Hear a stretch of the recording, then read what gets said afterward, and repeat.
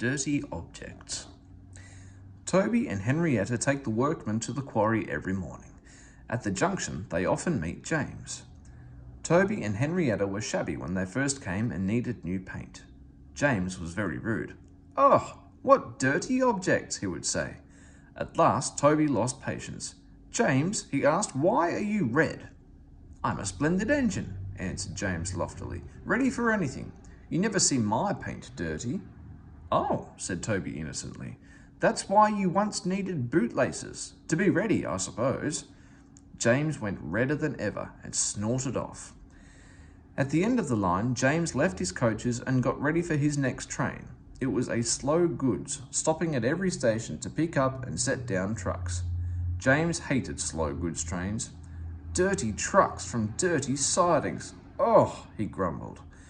Starting with only a few, he picked up more and more trucks at each station, till he had a long train. At first, the trucks behaved well, but James bumped them so crossly that they determined to pay him out. Presently, rumbling over the viaduct, they approached the top of Gordon's Hill. Heavy goods trains halt here to pin down their brakes. James had had an accident with trucks before and should have remembered this.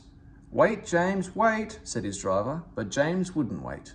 He was too busy thinking what he would say to Toby when they next met. Too late he saw where he was and tried to stop.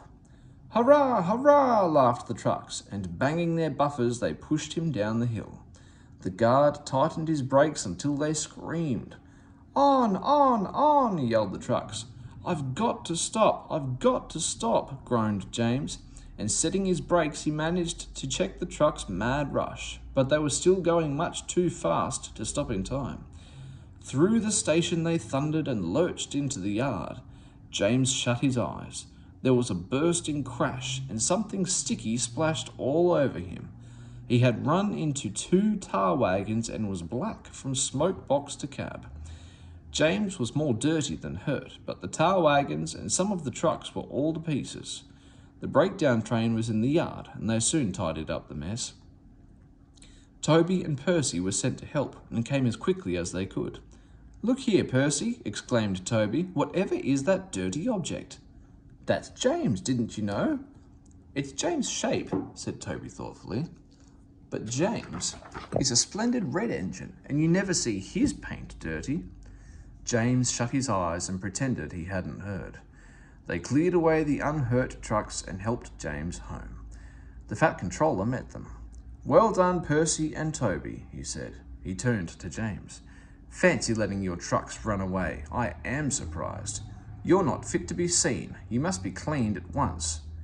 Toby shall have a coat of paint. Chocolate and blue, I think." "Please, sir, can Henrietta have one too?" "Certainly, Toby," he smiled.